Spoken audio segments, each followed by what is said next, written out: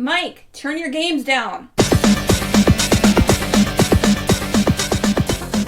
Hi, we're doing another What Are You Playing episode of Games My Mom Found for July. I am Mike Albertin, and who's What Are You Playing with me tonight? Hi, I'm also here. My name is Star.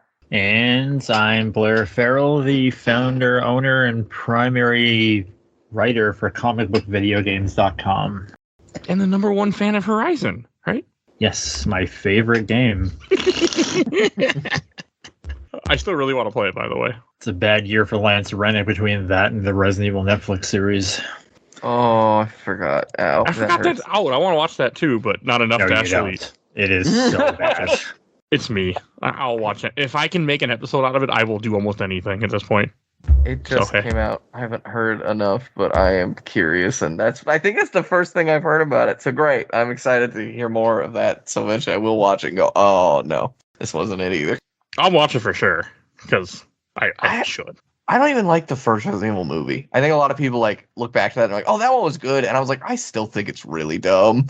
Even, I don't know. Maybe that's But me. see, but that's the thing about Resident Evil is that it is dumb, and that's why I love it. And this is someone who is deeply invested in Resident Evil lore, who can't wait to see who comes back and what it all ties into. It's dumb as a pile of bricks. When I think of the Jurassic World movies and Resident Evil, and it's we're gonna make these dinosaur gun weapons and these viruses. You know what also kills people? Guns, and they're way cheaper and more efficient than making a giant hunter monster. But there's nothing cooler than a giant hunter monster. a bunch of weird black thin eels eating up bodies and becoming an Ouroboros. It's I am a god, and it's a giant goopy monster with an eyeball jutting out of your arm. Yep, that's God. That's what I love Resident Evil though, so I can't. Transcended humanity. I can't say anything. I just love it. I do too. I unabashedly love Resident Evil so much. You remember when it was just zombies in a mansion? I'm happy that the show exists. I'm happy they're doing more. I'm hoping it's not terrible because but I don't trust live action Resident Evil stuff anymore. So. See, it's funny because I watched this show and I'm just waiting for them to quietly announce because everything now is, oh, we're doing another one and we're bringing back this person like Spider-Man and Ghostbusters and Jurassic Park. So I'm just waiting for them to be well, this show didn't pan out and the reboot movie didn't pan out, but what if we do a 7th movie with Mila Jovovich? She's not Sign me up. Yeah, me too. Well, I like those movies. They're bad, but I enjoy them. I liked them up until the 6th one because I would love to do a show with you on the 6th Resident Evil movie because it is so. Never seen it. I have purposely not watched it because I want to wait until I record. I want to do all of them eventually, but I've only done one, and I'm doing 2 later this year, hopefully. So, but yeah, I want to cover more of them because I've never seen 6, so I'm excited to finally someday watch 6. But we'll it's something. Someone died to bring that movie to life, and that makes me really sad. Oh, I forgot about that. Didn't somebody lose a leg too in one of those Resident Evil films, or lose an arm? I don't know if it's the same person. I don't know if someone died and got maimed, or the person who got maimed died. But either way, neither should have happened. No, I mean it's 20. That wasn't. It was 2000 something. Yeah, someone lost her arm. Resident Evil. That's right. For Resident Evil. I'll start with one game that I've been playing way too much, and I don't know why. It's a mobile game.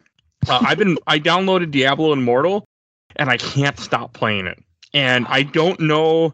I mean, I haven't spent $1, and I'm not going to. I am not going to spend any money on this game. You don't need to. All the people that are saying, oh man, you gotta spend, $500,000, $1 million. No, you don't. You can just play the game like a Diablo game, run through it, kill things, level up, get loot, and move on with the game. I'm trying just to beat the game, and every day there's new daily things for me to do. Here, go kill this monster. Here, do these bounties, and you kill kill 60 little, imps or something. It's okay, sure, I'll go kill things. And it's a great mindless little game, and it's honestly super good. I've been wanting to try it, so I'm excited to hear about that. You should. I have it downloaded, and then I think I started it, and I was tutorial stuff, and I just put it back down. I highly recommend Diablo Immortal. Highly recommend it. Like, I know it gets a lot of hate because of how much money you can spend on it, but you don't have to spend anything if you really don't want to. You can just play the game. And it plays just like a Diablo game. I mean, it really, I should put this out there. I haven't played really a Diablo game since Diablo 2. I've never really played 3. It just wasn't for me. And I just wasn't in the right mood when I booted up. And you can just play this. Like, I just randomly, I put it on almost every night before I go to bed. I'll just pick it up and just start, killing some monsters. And it's just a good time. And it has a lot of, like, little things you can do for 3. Isn't it more like 3? Because that's what I thought was interesting. Because from everything I've seen, I thought it was kind of more like 3 than it was 2. So that's interesting. It could be that I've never played 3 for more than 10 minutes. Gotcha. So it could be me. I know the storyline takes place after 2. Mm-hmm. I mean, I don't think anyone's playing Diablo for the story, though, right? So no. I mean, so that doesn't matter, but because it deals with Deckard Cain, it deals with the frickin' redstone things, whatever the hell they were, that you put Diablo in, if I remember correctly. That sounds about as much as you need to know about Diablo's story. You just I don't even pay attention to the story in this game. I literally just boot it up and kill things. And like, the game gives you complete guides of where to go. When there's a quest or any mission that you're doing, it gives you footprints to follow. It will lead you right to where you need to go. And I'm just like, that's all I have to do is I just pick this up and I just play. I don't have to pay attention. I don't care. Like, there'll be tons of story. There'll be cutscenes. I'm like, skip. I just want to kill things. And that's all I want to do. And you can. Like, you don't have to do all the things that people act like. I mean, and you do see other people that run around in the game with you, but like, sometimes they can interact with you, but it's not like they can really steal your kills or anything. They just help you and you both get different loot. I'm assuming that drops for each of you. There's lots of bosses. There's lots of dungeons. And it plays really good on a phone. So it's a game that I will highly... don't spend money on it just because I don't think any mobile games should spend money on because I've done that. So, I mean, if you like it enough, sure. But I can't. I spent tons of money on a game called Little Empire when I was younger. Not that I was in my 20s. And, never again. So... that's me, but no, it's really good. I think it's a great little Diablo game. Like, they made a good game, and it doesn't. You can. I mean, I'm just playing the regular difficulty, but I'm pretty sure you can beat the game and enjoy it and have all the different classes, and you don't need to spend $1. Yeah.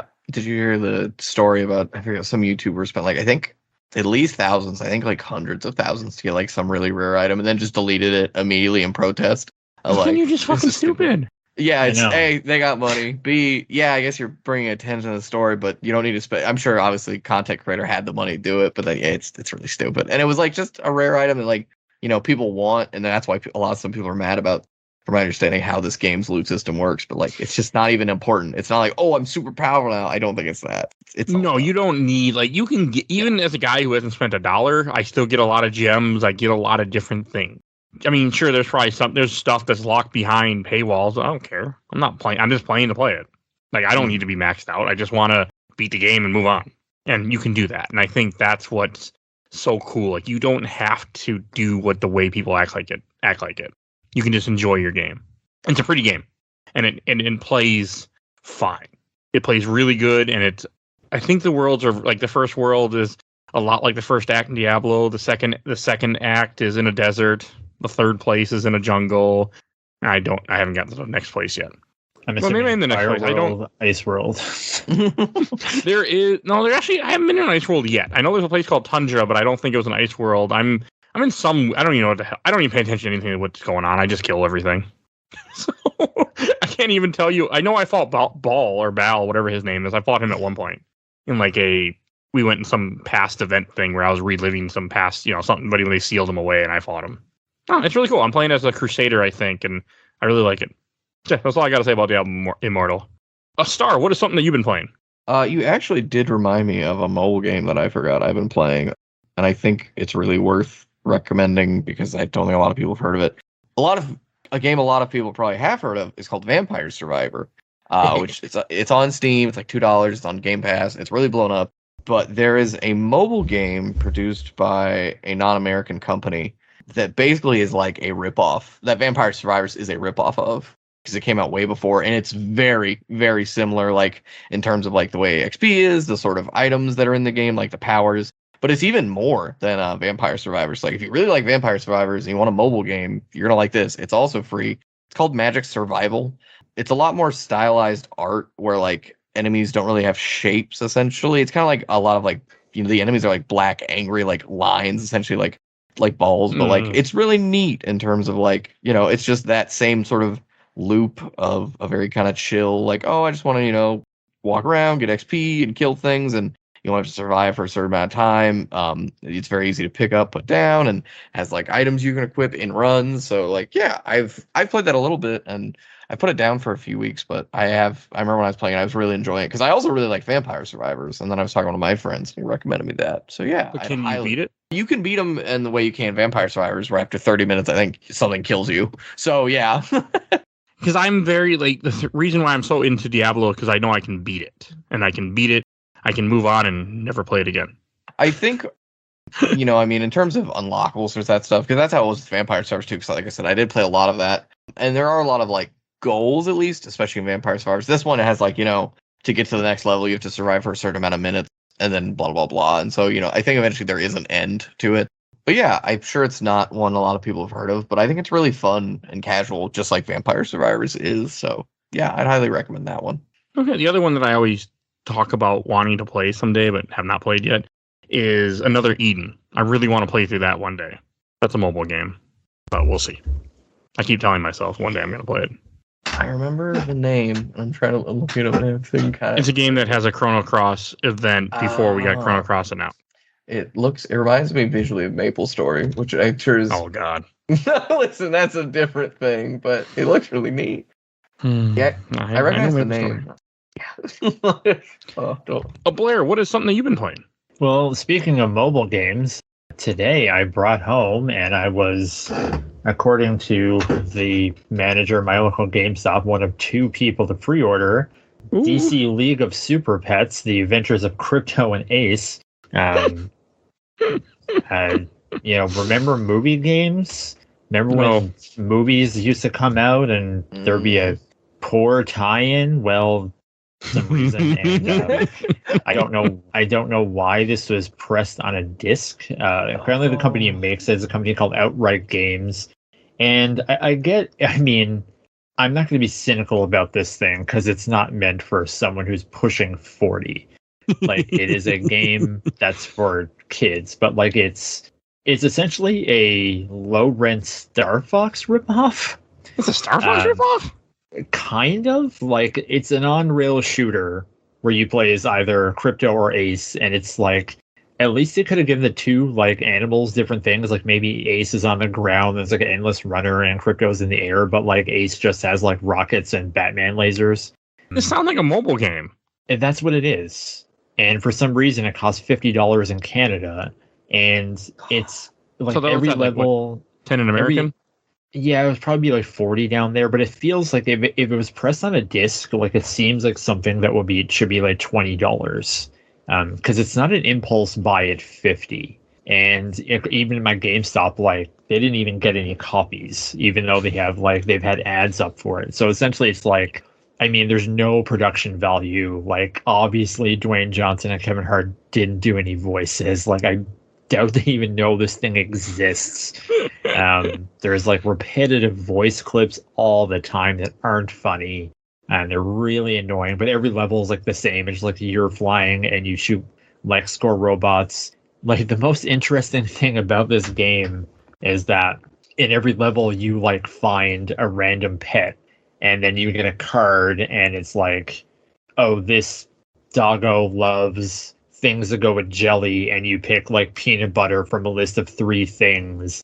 And when you level up the doggo, then you find a human to pair them with. So that brings me a lot of joy, finding dogs and cats and lizards forever homes. I was like, this is not what I was expecting. But other than that, it's just like, yeah. It doesn't sound good.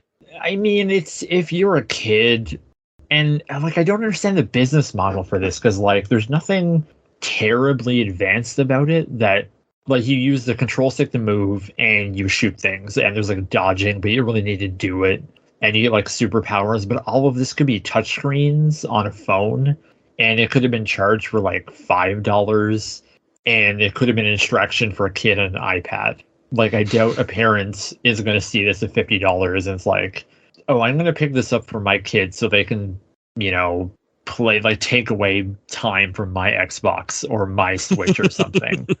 Like, it's not that level of impulse buy. So, like, it's kind of, it fascinates me that this thing exists.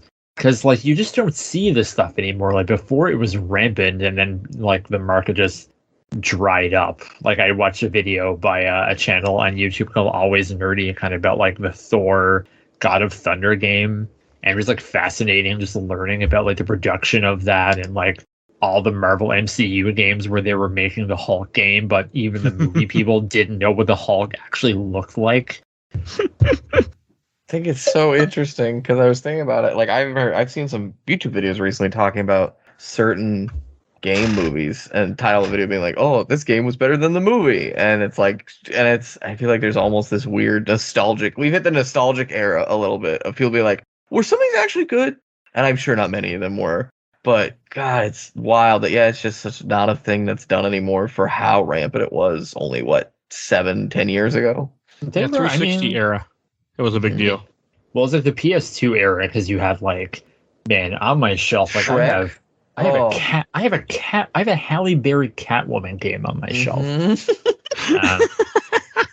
I remember there's like 7 Shrek games probably. There's like Shrek Brawler that's like a beat 'em up. There's like Shrek platformer.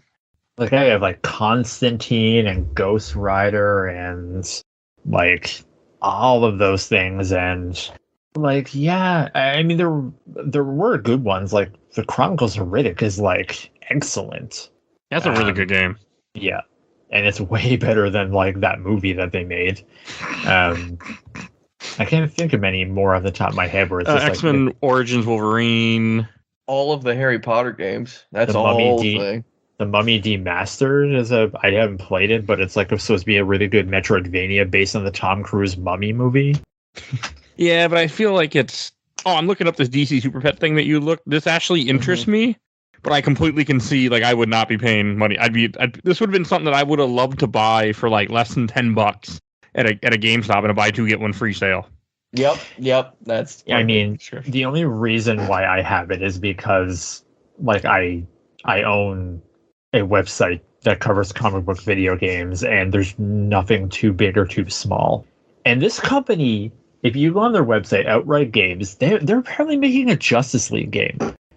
They haven't said what it is or what type of game it is, and the characters kind of look like they're not quite Funko Pop style, but it kind of has like that collectible thing style you buy in blind bags at comic book stores. But like, there are so few Justice League games. Like, there hasn't been a game with Justice League in the title since the Game Boy Advance, I'm going to say. Are you saying Justice League Heroes Flash? Oh, Justice League Heroes, yes. So 2006, yeah. And that's then a long time. Yeah. And this company is going to be the one to break that streak by like this kids Justice League game, which of course I'm going to buy. They made an Addams Family game. And I've never even heard or seen of this, but they made like an Addams Family game based on the new Addams Family movies. And it's I'm so bewildered myself. I mean, I know the PS2 era and the 360 era, you did have a lot of movie games that came out because I bought a lot of them for like dirt cheap. Like I have Bolt next to me, which I still mean to play one day. I have never did it. Probably never will, but I mean to play it one day. Like, I remember there being a lot of stuff like that, and I don't pay enough attention to games now because I just buy everything on Steam, and I don't give a shit about licensed stuff. But I feel like it went away a lot because so much was just garbage. It's weird. Yeah, it came out in 2021, and it's a poor man's Mario Party. That's what this is. Which, yeah, sure, why not? If you're gonna make an Addams Family Mansion Mayhem game, there's worse ideas when you're like, what should it be? That's sure. God, that's wild. I forget Justice League Heroes exists. Wasn't that like a ripoff of Marvel Ultimate Alliance before that game, essentially, like X-Men Legends? Well, X-Men Legends 1 was 2004. Well, that's the thing, because it came out when Marvel Ultimate Alliance was carbon bombed on everything except for the DS, which is shocking. Like, there's a Game Boy Advance game, but there isn't a DS game. And Justice League Heroes was just PS2 and the original Xbox, and this was a year after the 360 came out. God, that's not good. And it's like, because X-Men Legends was already out and set the precedent for those games. It's like, okay, it's 4 players and this is only 2. It has its fans. I am not one of them. I've never played it, but I want to. It's just a mindless brawler, and the level up system is kind of dumb. And I mean, it has a really small cast. And it's just like, well, you know, Marvel Ultimate Alliance was the same year. It's like, yeah, but X-Men Legends, like, the template was already there. And X-Men Legends is so good. So it's almost like there's no excuse for this to be as primitive as it is. And it's made by the people who did the Lord of the Rings games on PS2, which apparently I haven't played Return of the King. I remember having fond memories of the Two Towers. Same, but Return of the King it's the same thing. So it's not bad. I played both of them. I had a friend that was really big in Lord of the Rings at the time, and I remember borrowed money from me so he could buy Return of the King, and then took him forever to pay me back. Yeah, I had friends from back then who were a little older than me, and they loved those Lord of the Rings games on PlayStation 2. Like, they thought they were really good, most of them. Yeah, because he borrowed money from me to buy Return of the King, and then I'm like, okay. And then all of a sudden he ended up buying Doom 3. I'm like, but you owe me money. He's like, yeah, but I had enough to get Doom 3. I'm like, but you owed me money. You could have gave that money to me. Like, give me my money back. Like, I gave you $20. It's like, I'll take Doom 3 as collateral, and when you pay me back, you can give it back. It was the dumbest thing. That's the last time I borrowed money to him, by the way. Well, I mean, like a friend, and to him, but we were in high school. So, Star, anything else you've been playing that you want to mention? I mean, I think there's a chance I've mentioned this last time, and it's still true. But I'll make a plug. Playing Dead by Daylight. Never really stop. Big update coming. You ever had an interest? Now might be the time. Are they adding Stranger Things again, right? There's a rumor that's coming back. There's also I think they've done a trailer confirming, but not confirming what it is. More Resident Evil content. There's big talk that it's Wesker, which I think will be exciting. I did not consider potential tie-in with the TV show. I hope that's not the thing. Nothing wrong with that Wesker. It's just not my Wesker. I want Wesker who's Chris. I want that. Yeah, and so they're doing a massive update where they're basically like essentially killers and survivors have their own groups of perks. And I think in total between the two, there's probably like 100 and some odd perks. There's like 3 per different unique character. And they're updating like and overhauling like 40 of the perks, like the most used ones, because basically there's been metas for too long that the community's like, we don't know if we like this, we're tired of certain things. So they were fine. We'll just update a bunch of stuff all at once. And they're actually also massively decreasing the level up requirement, like the grind essentially, to like by like 75%. So that's more attractive. Yeah, before you had to essentially get a character to max level, which is 50, and then prestige them, and then that character's 3 perks would be available on everyone else's trees, and then you'd have to do that with all the characters, and then you have to get all those characters to prestige 3 before you do it one time. So it was really stupid. And then also every time you'd prestige, you'd lose items. So if you had like holiday items, you're like, well, I'm not prestiging this guy, I'm gonna lose him. They're removing that. There's a lot of just like quality of life stuff that's like, yeah, I feel like this should have been the case out the gate, which is very that studio. They also have the if that's not your thing, they have the story. I forget what it's called. The dating sim coming out on the beach. I'm hyped for that too. Unironically, I will play that so hard. I played Dead by Daylight once or more than one. There was a little bit of time where I played it on PS4, and I just it wasn't for me. Yeah. That for you in the style you like, that doesn't surprise me. I will say I think it's kind of impressive to me as I was kind of thinking, I'm like, it's really the only asymmetrical multiplayer game that's really, I think, persisted this long. RIP. Oh, I can't even remember what it's called. Friday the 13th? No, I like that one in a different way. That would have lasted longer Evolve. For fucking lawsuit bullshit. Evolve? Yeah. Evolve wasn't ready. I liked Evolve of what I played, and I thought it was really interesting, and then just couldn't make it. I liked it. I also played Friday the 13th a little bit, but it was recently and it was really buggy and stuff. But Friday the 13th is a weird. Oh, but then there is also they couldn't update it anymore because of the lawsuit. They couldn't do anything to it, and that was part of the problem. And I think it's coming down in like a year, or I don't know if it's that long. I think it's mostly dead because like once the law, because the first.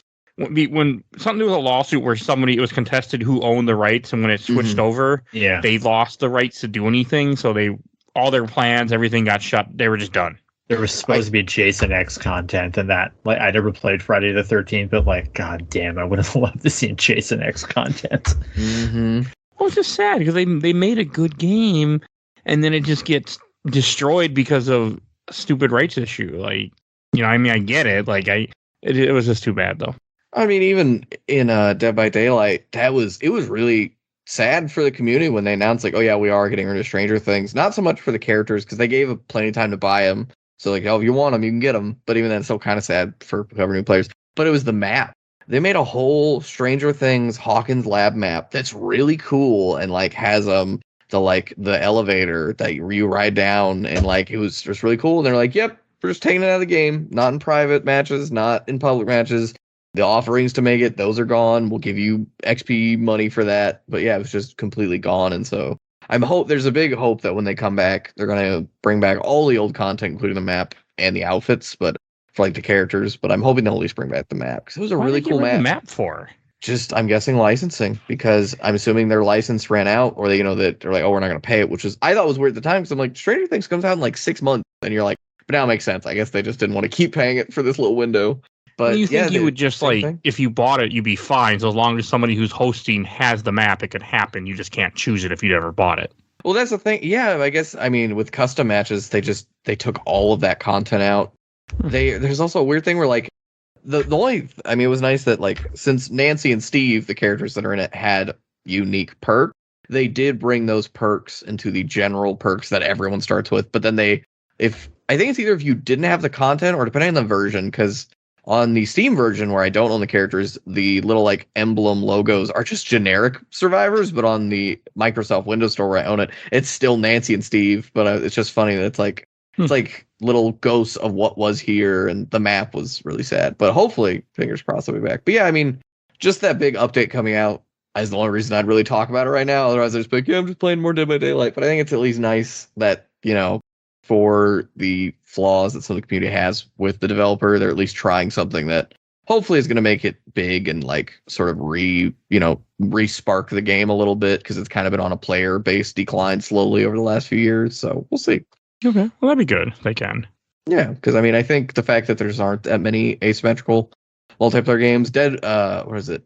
The Ash game that I can't remember what that series Evil is called. Dead something. Evil Dead game. I'm really happy. I was like, I want to play it. I haven't had the money to buy it, but I'm really happy it did well. But I also don't know how long it's going to stick around, because, I mean, yeah, it's one of those games that you're going to want to get when you can, because it probably won't be long. I feel that we're getting a saturation of those. Is like there was Friday the 13th and Dead by Daylight and Evil Dead. I think there's a Texas Chainsaw Massacre one coming, and there was Predator Hunting Grounds. Damn. And I think there's a Ghostbusters one coming, where it's like you play the Ghostbusters and someone plays the ghosts. I think I've heard of the Texas Chainsaw one. And there's like another non-licensed Ghostbusters one that's kind of the same. I think CJ was talking about in Player One podcast one time. Yeah, it's weird to me that, like, all these games have come, or some of them have come and gone. Like, as we said, one of them was due to licensing, which, I mean, I think for all intents and purposes, the Friday the 13th game was doing well before that happened. It was. So I think, and it had a different style of, like, being actually able to fight the killer, which I think was a lot more different enough from Dead by Daylight that people like that. And I don't know, I think it's interesting at Dead by Daylight. I think it's been like, they just had their 6-year anniversary. It's weird that that's the game that really has stuck around through a lot of it. And I'm kind of curious as to the future of if anything else will really come out to really, like, stick around essentially that long. I guess they'll make a sequel at some point. I mean, I don't know if they'll make a sequel in that. I think they just want to keep revamping it. They may make, like, I think a closer comparison might be like an Overwatch 2 thing, where they might do something like that. Because, I mean, make not the same to game that, and get rid of the first one? Or yeah, but Warframe, it's basically the like, same game. Warframe. Actually, because I was thinking about it, because I was like, I think the developer of this game is the Behavior Interactive, because I remember they used to make a lot of licensed games, but they were called A2M, which is unfortunate, which is probably why they changed their name. Because, yeah, I think they made, like, the Iron Man 2 Wii game, which I have multiple versions of on my shelf. And, like, they're a Canadian studio, and I know Digital Extremes, not to get mixed with Digital Eclipse, because they did, like, some licensed games. They did Dark Sector, which you might remember I as the 3 game. Glaives of War. I really like Dark Sector a lot. And they did the Darkness 2, which was terrific. But then they're just like, well, what can we do? So they made Warframe, and, like, they're just the Warframe guys now. And it's probably like the same thing with Behavior. It's like, well, we have this one thing So instead of like pitching products and projects and being beholden to publishers and things like that, it's like we have this thing. Let's just keep our fan base happy and keep it going. Yeah, I was curious because I was like, I think they've done something. They've done at least of games they've completely made. They have a Game of Thrones game called Beyond the Wall, which is like a tile fighting game of some sort. What? You know, it's like turn-based tile game. Yeah, that tells you how popular that was. And it's something called Jurassic World Primal Ops, which looks, it's like a Diablo-esque sort of game with, I don't even know. It's weird. But yeah, I think that's a pretty good evidence to that. Yeah, they're probably just mostly milking this to the ground. And I mean, hey, if it's getting me hooked on you, a Dead by Daylight dating sim, I'm here for it. I'm here for weird stuff. Take me to places that coward developers are scared to go.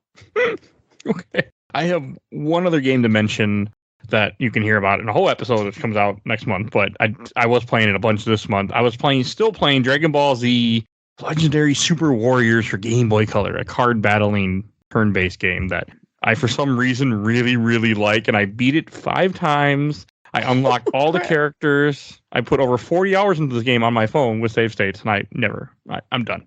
But I don't understand it, so I got nothing. I can't stop playing it. I loved it. That's why now Diablo Immortal is my game, so my phone game.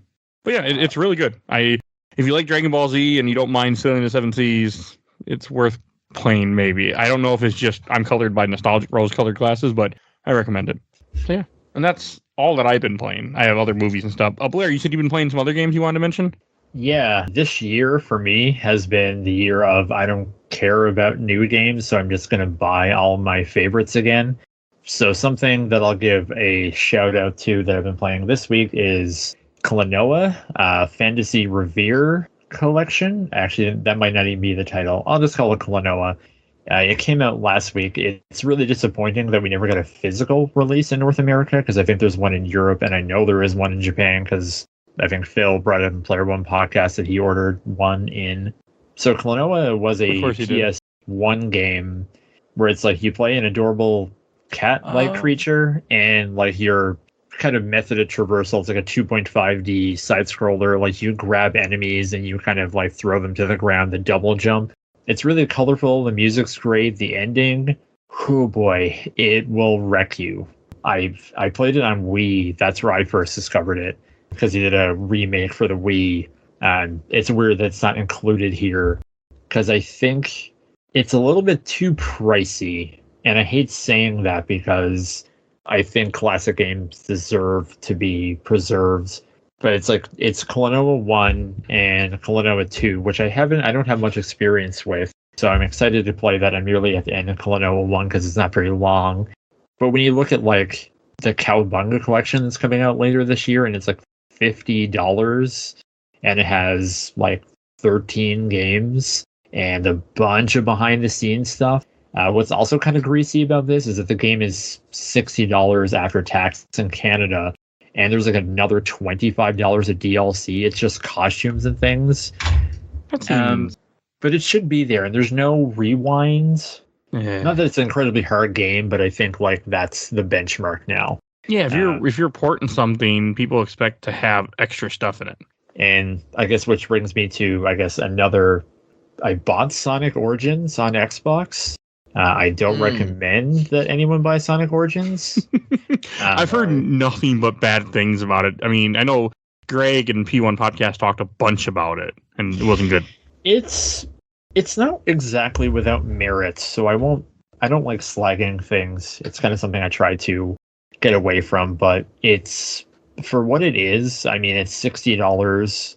I think that's what it is. I had an Xbox credit card or $20 Xbox credit, which is why I bought it. But again, it's like there's no rewind in it, and it has this weird, like, because you can play it one of two ways. Like you can play this new mode where everything is widescreen and everything mostly fits except for the bosses. Like Greg brought it up, where it's like certain bosses are they're too far on the screen because it's stretched to 16:9. But you have, like, instead of lives, you just get these coins. So if you're doing like the special stages with like the Chaos Emeralds, which are the hardest things to do in Sonic games. Yeah. like you can't rewind and just get them. It's just like, do you want to try again? Because I was playing Sonic 1 and I was like, oh, I nearly got one, then I died. And it was like, do you want to start over? And I was like, sure, I'll spend one of these coins. But then you just are back at the beginning. And the coins are also used to unlock the bonuses, so you're not going to really want to spend them anyway. I've only really dabbled in Sonic 1 and 2. Sonic 1 was crashing on me a lot. I haven't gone back to it in a while. I'm playing on Xbox. I think most people are playing on Switch. It controls fine. I just don't think it's too expensive for what it is. And from what the developers come out and said, like Sega kind of rushed out the market. They told them it wasn't ready, but I don't know. That's really they didn't care. Yeah. Well, on top of that, apparently somebody from that company on Twitter said that the version they gave Sega wasn't even the version that Sega decided to publish for some reason. Like it had bugs that they had fixed before and other stuff like that. So it's like, I don't even know. Whatever was going on behind the scenes of that was a mess. I know Sega. I think they're the company that even came out and like, yeah, this isn't our fault, and pretty much made sure they ain't working again with Sega. Yeah, they had to. I mean, it's a reputation on the line because their name is on the box, and I guess maybe Sega might be sabotaging them because like they get all like the hype where Sonic Team, who've been doing this for forever, gets all the vitriol. But it's like that's what happens when you make a quality product and these other people like say like you're gonna love this, and it's like, yeah, but we don't really want it. It's like no, it's the kids who are wrong. Like you're gonna love Sonic Frontiers. It's like, hey, it could be good. I have no expectations, and I won't play it, but it could be good. I'm holding my breath just a little bit. I'm hoping, like everything I've seen, I'm like, everyone's probably right. Like, what if part of it's fun? I don't know. So I'm a holdout for. I'm a Adventure 2 stan. So apparently the story for Sonic Frontiers is written by Ian Flynn, who's doing the Sonic comics now, which I haven't read. But he did write the Mega Man Archie comics, and those are terrific. So, I kind of want to see what that looks like. Maybe not enough to buy it because, like, this fall is like, let's release everything within a week in October. So, take all your money. Yeah, I mean, I like Gotham Knights and Marvel's Midnight Suns are within 2 days of one another, so I'm pretty sure I'm gonna have to take that week off of work. That's not. I mean, I get it, but they should have, like, maybe not compete with each other like that.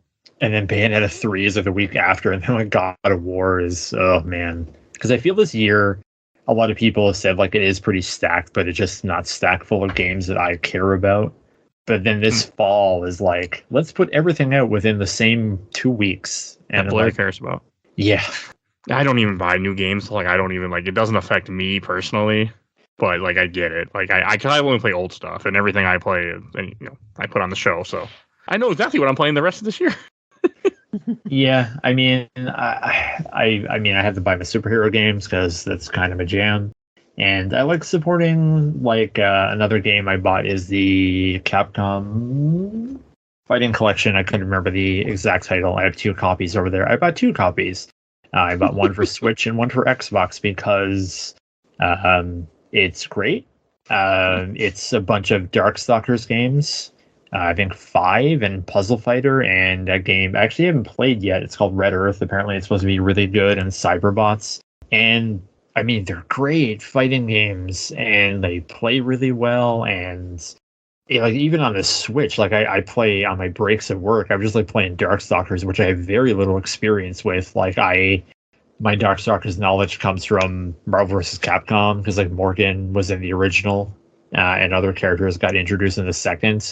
And like they just look so good. There's like one background that's like a demon train, and it's just like, how much effort was it to bring this thing to life? Like I said on Twitter, like this is more interesting to me than then putting like 20 more hairs on Joel's face in a new version of The Last of Us. And all I hope is like, one, I hope this sold well. I don't think it really cracked the NPDs. I didn't really expect it to for June, but I hope it inspires Capcom to do like more of these. Like they have to do Marvel. Like they have to do it. Like I don't care what hurdles you have to get over. Like this collection has to be done the same way, or they have to do a Marvel collection the same way like this, with everything, X-Men, Marvel superheroes, MVC 1 and 2, Punisher, all of it.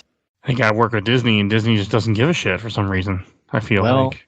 That's another thing, is that I think they should really start paying attention, because, I mean, like a lot of people, I bought Shredder's Revenge last month, and it is terrific, and it sold 1 million copies, and that's not including Xbox Game Pass downloads. That's 1 million copies sold. Yeah, that's pretty damn good. I mean, and people are talking about it like crazy.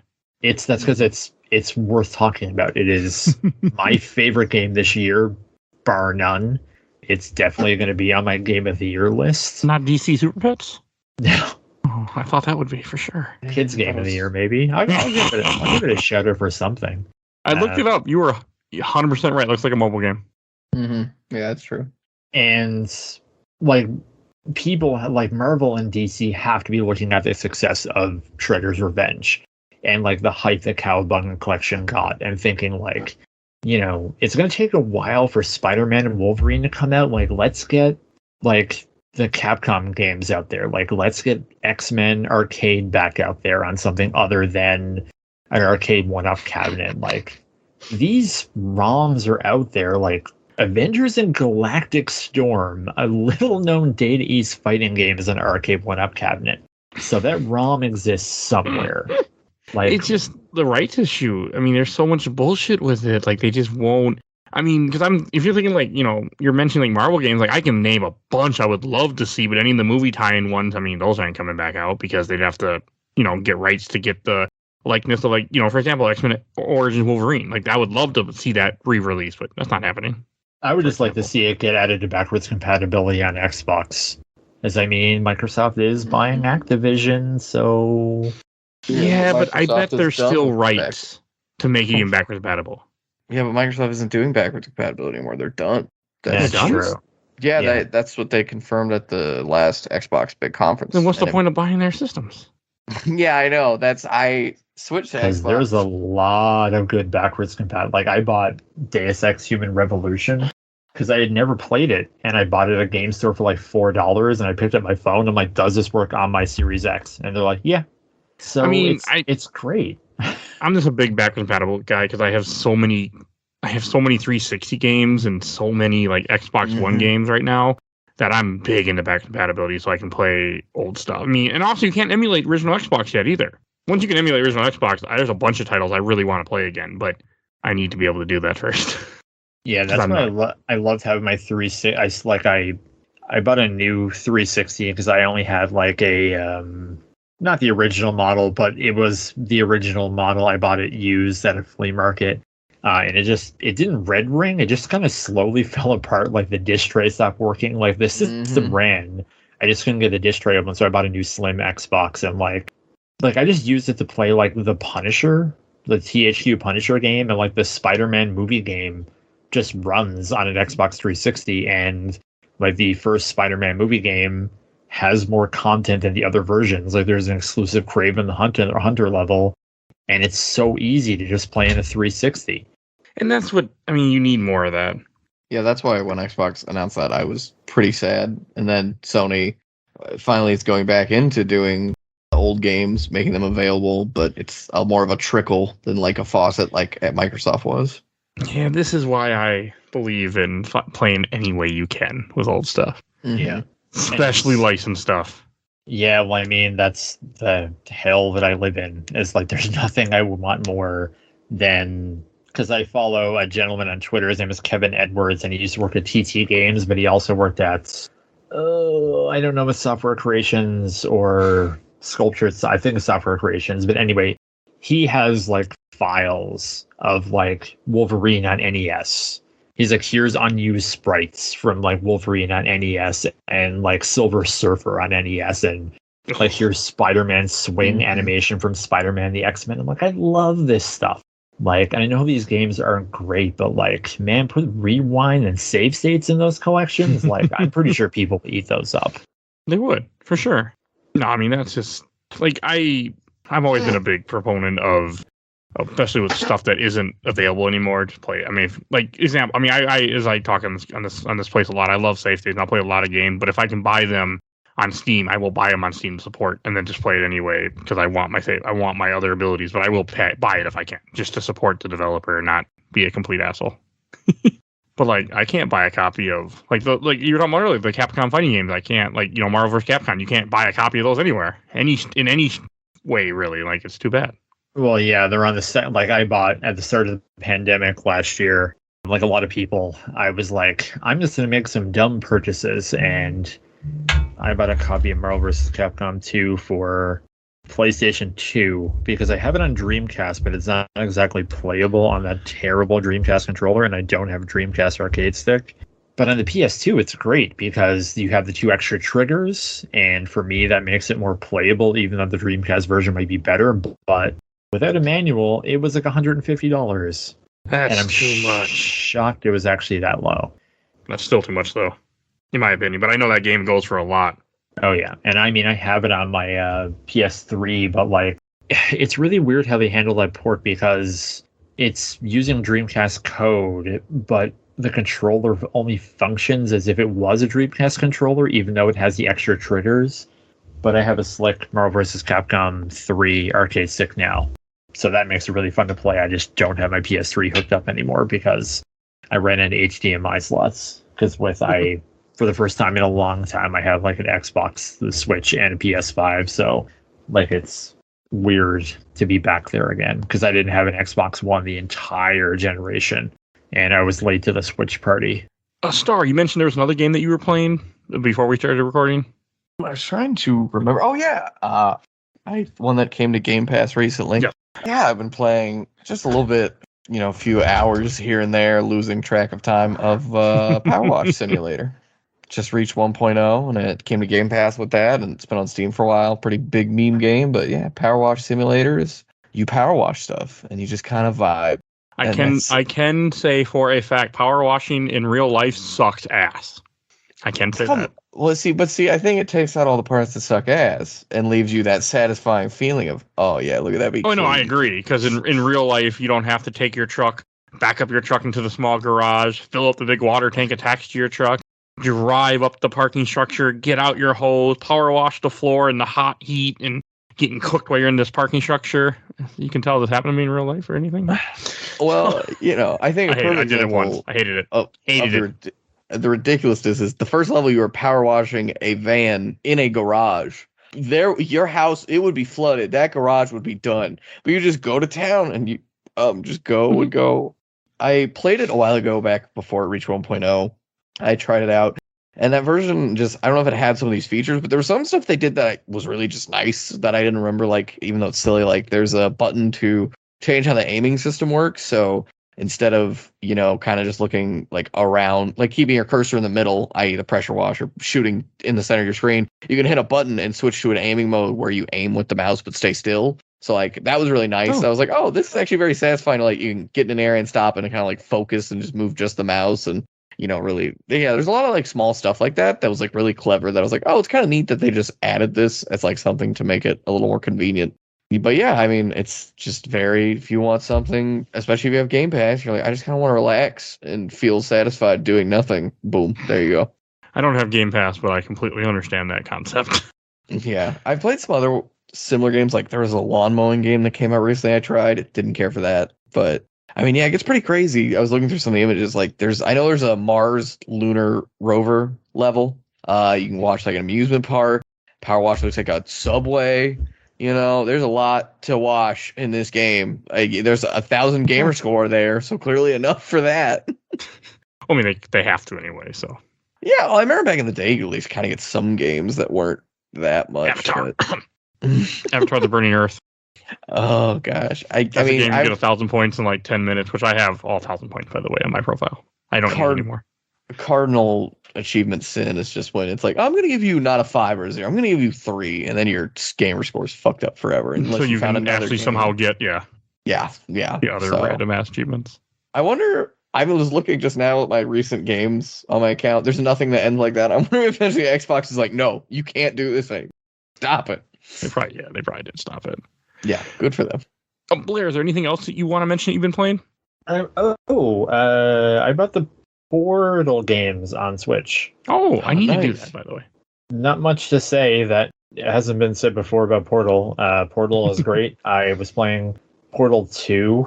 I got underground with the Cave Johnson stuff, and my God, that is so funny. Those are some of the best quotes. And I only ever finished Portal 2 when it came out, so all of it's almost new to me. I gotta get back to it because I just got a lot of stuff came out at once. Because it's like I had Sonic and Klonoa and Super Pets, which I should probably finish tomorrow based on my progress. And then I volunteered for a lot of projects for that you'll hear about soon. So I really want to finish it, especially because I lose steam. Because like I was playing Portal 2 the other day, and boy, did it make me feel dumb at some points. I was like, I finished this before, but I have no idea what to do. And then I just was like, I don't want to look something up. And I was like, okay, I have to do this. I'm getting tired. And it was like, okay, just go over here. And I was like, oh, son of a bitch. Did you hear recently they released some of the cut content of GLaDOS' original recorded voice lines in the first game that were too mean? People who were game testing it said it just made them feel sad and they didn't like it. So they cut some of the lines that were very brutal about insulting you and being like, wow, you really are this dumb, huh? Like just savage stuff. It's quite funny. It's definitely worth looking it up. I'm glad that's in there because like I was expecting it in Portal 2 because they make GLaDOS like so mean. But she's not like egging you on. And I don't like that because it's just like, let me enjoy the story without being like ridiculed. Like, let me figure it at my own pace. I think the stuff they did in terms of like developing a more thorough story was really cool.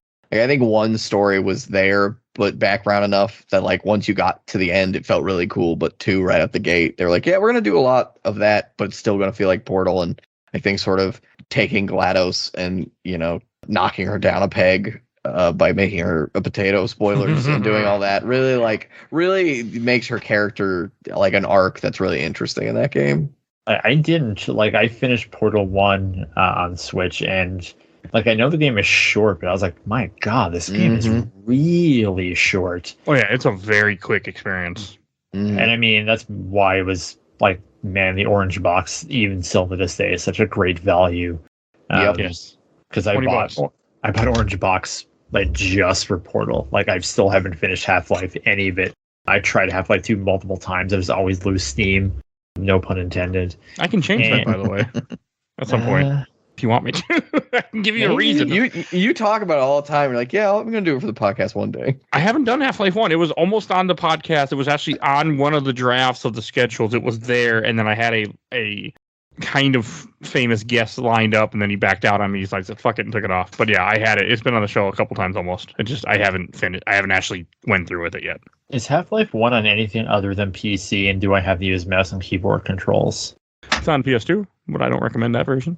I think that's my only experience with the original. I started playing 2 because I had the PS3 version, which I think they patched because I know it was notoriously bad, and then I bought it again on 360, and I just played Portal again. Well, if you wait long enough, they're going to take the remake of Half-Life 1, Black Mesa, and demake it back into certain elements of Half-Life 1. So if you wait for that, then you will have controller support, and it'll be very much more like than the original than Black Mesa currently is. It's that, yeah, I've heard about that. And I'm like, that's wild. All right, you do you, Black Mesa game makers, just out there doing your stuff. I need to play Half-Life one day. I just need to put it on here and just make myself play it. But I'm just going to play PC because I love first-person shooters on PC now, mouse and keyboard. But I also, like, my first game ever doing that was Stalker. And that's where I learned how to play mouse and keyboard. I do not recommend playing Stalker to teach yourself how to do it. Do not at all, because that game will chew you up and spit you out. At least yours was Stalker. My first experience with playing a first-person game with mouse and keyboard was either House Party or X-Men Ravages of Apocalypse. I don't know what that is. It's a officially licensed mod of Quake that turns it into an X-Men game where you are a random thing made by Magneto who shoots X-Men clones. Oh, okay. And the developer actually put up the source code online for free, and you can still get it to this day. So you can just download it and put it on the Quake and just play it. That's cool. If only I cared about Quake in any shape or form. Okay. I never played Quake, to be honest. Me neither. I bought it to play on Switch, but it was too dark, and I don't have an OLED screen. Because I just Night Dive put out a new version. I kind of tend to buy most everything they put out because it's all great. But like the id shooters, like I recognize that they're great, but they've kind of never been my jam. Yeah, I can get that. I'm kind of the same way. I mean, I just don't care for them. We did Doom on the show a long ass time ago, and I was not into it. I love the new Doom games. Like 2016 was great, and I played Eternal. I had played the DLC because Eternal kind of broke me at points. I can understand that. I haven't touched any of those Dooms. I'm actually later this year, hopefully, going to play Doom 3 for the first time in years, hopefully. Because I'm a sucker for. I have a fond memory of Doom 3, and I want to see if I'm right or if I'm crazy. So we shall see. You see if my dumbass has no idea what the hell he's talking about. All right, any other games that you guys been playing you want to mention before we go on to movies and TV shows that we've been watching? None I can think of. I'll just casually drop the Pokemon Puzzle League. Came out on Nintendo Switch online, and that game is great. Oh, is it out? I heard it was coming. Yeah, it dropped last night, and I was playing some at work today, and all the music in the background is like from the To Be a Master CD. So I was like, I'm glad that no one sits around me at work because they're just going to hear me like with my headphones in being like, I'm on the road to a radiant city. And like, they'd be like, what is this guy's problem? And it's like, you shut up. The song's amazing. It is. It really is.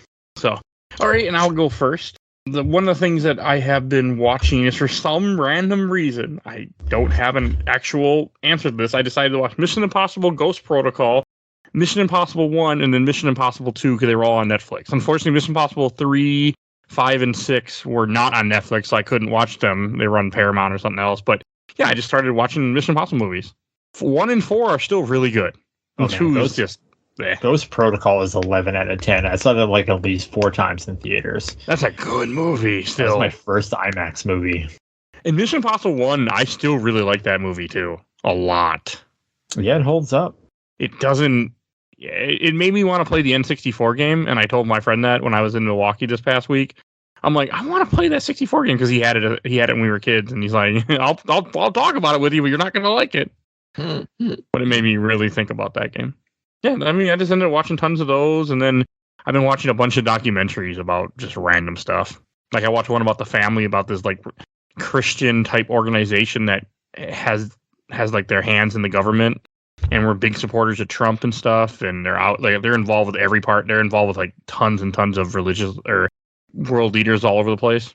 I've seen it before, but it's very interesting. Another one I was watching called something about the web of make believe, but it hits like 6 different stories, and one was about I'm not a Nazi, but it was about like the white supremacists and how this person was part of that group, but then she backed out of it after the Charlottesville's murder when the guy ran over the woman, and that like made her realize that these weren't just ideas. These people like this was like real stuff, and then she finally backed out and kind of turned on them. But it was really good.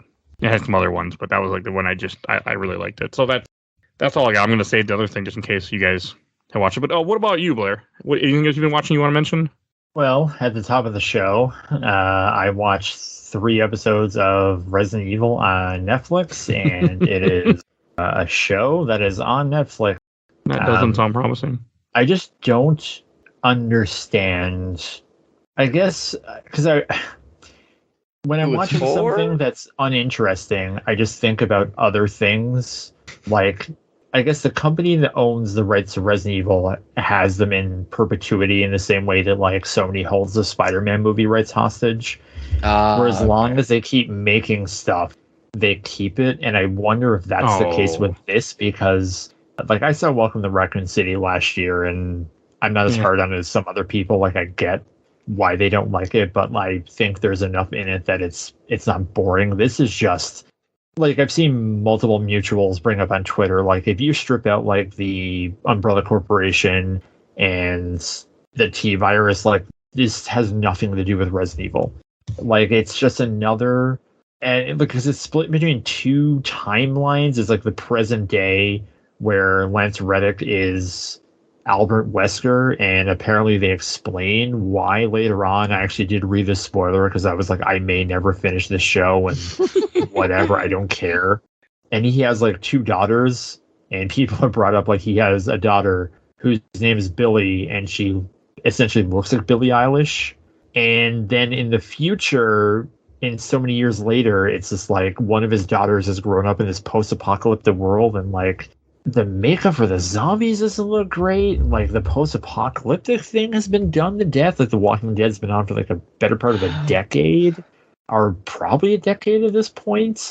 Like the Paul Anderson movies address this stuff. Like there's so many more interesting things you can do with a Resident Evil movie. Like I was talking with my fiance tonight, and I was like, man, wouldn't a great show just be like people working in the mansion in the lead up to the incident? And it's just like, you know, here's an episode about the guards just playing cards, and it's like, oh man, I gotta feed this giant monster thing or this shaved gorilla thing, and like leading up to like the itchy tasty note, and like John the lab guy writing his letters to Ada, and like all those people in the mansion. Like the conclusion is just a helicopter coming to the horizon, other than like, here's another post-apocalyptic thing. And hey, I'd watch that. You just described it in such a short, like, whatever, what about this? And I'm like, wow, that actually sounds fun and interesting and something that hasn't been probably super explored. I think there's some weird thing that does like before one starts, but like, wow, that sounds really fun. This does not. I have not seen anything, and every way you've talked about it, it just makes me angry a little bit, honestly. I'm just like, I've never liked any of these Resident Evil movies or anything, and I don't like some of the more recent ones. Like the animated ones were okay. I've seen some of those, and I didn't hate them. They were just like, yeah, these exist, and they're fine. Yeah, the CGI ones and stuff, whatever, those are fine. But like everything else, I think you're right. I feel like there's got to be an element of just like, ooh, we gotta keep on doing this somehow. Well, and I thought about it because it's like the reason why too. Like it's shocking that like Welcome to Raccoon City did so bad. Like it was a huge, like it didn't make that much money, and I mean it was a micro budget movie. But like I looked up last night because I was curious, like because I know the Mila Jovovich movies like worldwide total for like all 6 of them is like over $1 billion. And like Resident Evil 6, the last chapter, I can't remember, was like 40, 50, 60 million dollar movie, and it made like 300 and something million dollars worldwide. So it's like that's why they kind of want to keep these things going. But I don't know why these aren't resonating in the same way that those did. Maybe because you hooked people early, like with the Milo. I've never hated them until the last one. I mean, yeah, they could be better, but like, I kind of understand what they're doing. But yeah, other than that, like, what if I don't think they understand what they're doing, to be honest. Yeah, I think they have so much source material. And like in all these things, it's like, here's the liquor again. It's like you have tyrants, you have like these hunter monsters, and it's just like you keep just putting the liquor out there. Like there's more monsters than this. Well, that's the thing is, I feel like they love to take things that are iconic and just shove them in a place that's fun. Like, I remember, I think it was the last movie or the second last movie with me was, and they had the dogs that split in half that were just like 1-to-1 off of 5. And I was like, oh yeah, those are just like the dogs from 5, like to a T. Yep. Thanks. Glad you saw that and went, hey, we could put that in our movie. You know, and it's just like in that's why it's spicy. One of the Resident Evil movies, they have the giant guy from 5 with a giant cleaver for like on top of a roof for no reason or something when they're in the prison. The executioner Genie, yeah, that's 4. And that's the thing about like they think these things are like oh, the fans are gonna love this because like in 4 they essentially recreate a cutscene from Resident Evil 5. Like in Resident Evil 5, it's Chris and Jill fighting Wesker, and he's like zipping around with his viral powers. Yeah. And like that's in Resident Evil 4, and it's Chris and Claire. But like there's no established relationship between Chris and Wesker, and Chris just met Claire, so none of it has any weight. Like the best thing I can say about it is like look for that clip, because they on Red Letter Media, Half in the Bag, they binge watch those movies, and that's the part that broke them.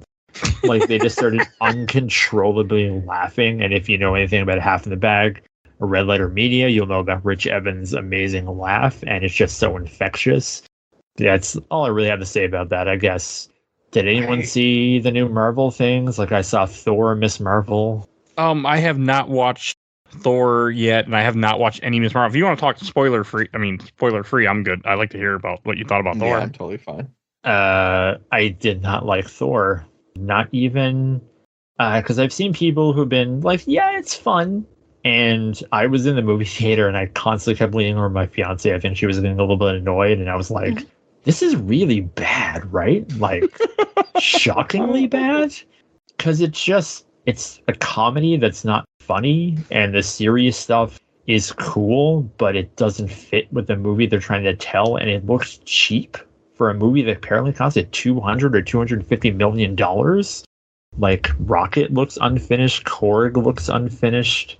I like Taika Waititi's movies. I hope he never gets to do another one of these, but I have a feeling that he will because this is making a lot of money for Disney again. Well, isn't this going to be the end of Thor? Like, you think... I mean, again, I haven't seen it, but I'm assuming that Chris Hemsworth got to be done with his contract. He wants to keep coming back. Like he said, he's like, I love doing this, but it's funny because at the end of the credits, boy, I really want to talk about the mid-credits scene, but I won't. No, I'm going to hopefully... I was actually supposed to go see it this past week, and then I was supposed to go see it Tuesday, but then I slept all day Tuesday and did other stuff and didn't go see the movie. So. The most excited I got during the movie was the mid-credit scene, but it's not because of what... I don't even want to talk about it, but I started chanting, and you'll know it if you see it. Okay. Other than that, it's like... I mean, Russell Crowe's in here as in Zeus, and it's as if Zeus was Borat. It's just as awful as it sounds. Oh. And I got nothing from it, and I kind of wasn't that interested about it, and I've been having like conversations with people on Twitter about like, I mean, Thor is still making money in the eyes of Disney. That's all that matters, but it's really getting to the point now where I'm seeing these Marvel things. Like, I do love these characters. I've dedicated over my life, the decade of my life, talking about superhero video games. But I'm not going to them because I'm excited for them. I'm going because, well, if I don't see it, like, I'm going to go watch someone on Twitch and there's going to be an ad beforehand that's going to spoil something. Because that's what happened with Doctor Strange. I was shocked about, like, the spoilers of that movie that were in TV spots. Okay. Yeah, I mean, I usually try to see the movies as soon as they come out because I don't want to be spoiled. I don't know why I haven't. Well, I was in Milwaukee. That's why I didn't go see Thor this past weekend, and then I just didn't get around to it yet. But I want to. I want to a lot because I like Thor Ragnarok a lot, so I'm excited to see how this movie goes. Yeah, I did too. I know mutual, like Josh, runs a channel, Panels of Pixel, like he hates Thor Ragnarok. Like, he thinks that Taika Waititi is like the worst thing to happen to Thor. Like, he really digs Thor 1. And after watching this, it kind of made me nostalgic because Thor is just an absolute buffoon. And Chris Hemsworth has great comedic timing, but it's too much. Miss Marvel is great except for the ending because it's accelerated pacing. Like, the actress they have, I'm not going to try to pronounce her name because I'll just do a bad job of it, and I don't have my notes in front of me. She is terrific, and I really like that show because I got into the Miss Marvel comics, and she's in Marvel's Avengers, and they do a really good job kind of with her origin and the character and how they use her.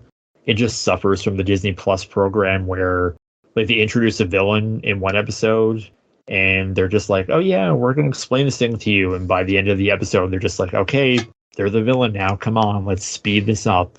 There's some stuff that happens that's already being spoiled in the 6th episode that's, I don't know how I feel.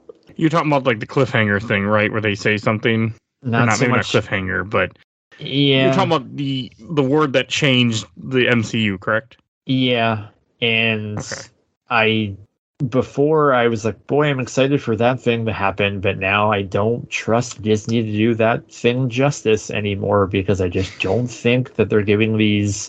I think Kevin Feige just stretched himself too thin. Like, before it was like 2-3 movies a year, and now it's like, what, 7 TV shows in like 2 years? And how much of your time? And like last week it came out about VFX people getting burnt out and like never wanting to work on Marvel projects because like they just like I didn't realize that Spider-Man, like, they didn't even know what his costume is going to look like throughout the movie. Why? Like, it's just like it's going that fast. Huh. I don't know.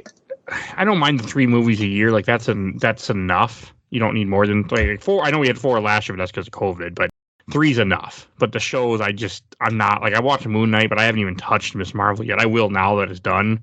I just wasn't up for it. I've been getting a little burned out in MCU. Well, partly because of what I did with the podcast. So, did you guys watch Obi-Wan? I did. Did you like it? It was fine. I'm not a big Star Wars guy. It takes a lot to make me love Star Wars. Like I didn't care for the sequel trilogy, even The Force Awakens, and people really love Rogue One, and I don't know why. It's okay. I also don't like movies when they lose. Like I don't like the really more sad movies, and Rogue One is pretty sad in general, and so is. I love Force Awakens. I did not care for Last Jedi, and I really like Rise of Skywalker, but then I only watched it once, and I have never seen it again, and I'm trying not to, because I know I'm probably not going to have the same feeling. So, and good for Diego Luna for getting like a Cassian Andor store. But this actually, wait, oh my God, am I being racist? Is that Diego Luna? No. I don't know. I'm glad that we're getting, I'm fine with more content. Like, I really enjoyed Obi-Wan a lot. Like, I have an episode, you'll hear about it later too. But I really enjoyed Obi-Wan. I thought it was just a really good show. I was surprised how much I enjoyed it. I was not. Diego Luna was in Rogue One. Okay. Good for him for getting a check, but who the hell asked for a Cassian Andor show? And they're talking about doing multiple seasons too. Yes, everyone's favorite character, Cassian Andor. Like, when it comes to, like, Obi-Wan, I was worried that there was a lot of rumors going on and they were going to do a second season. I'm like, no, this can be one season. You put out a story, you wrap it up, you move on. That's it. No more. Barely had enough material for one season. Yeah, I think it would have been a better movie. They was like, this episode could be not here or like 5 minutes, but you really stretched it out. I forget which episode it is, but I heard that a lot with Obi-Wan. 5. I don't understand why. Like, and it's another case of good for you for getting paid for Hayden Christensen, but why even? What's he?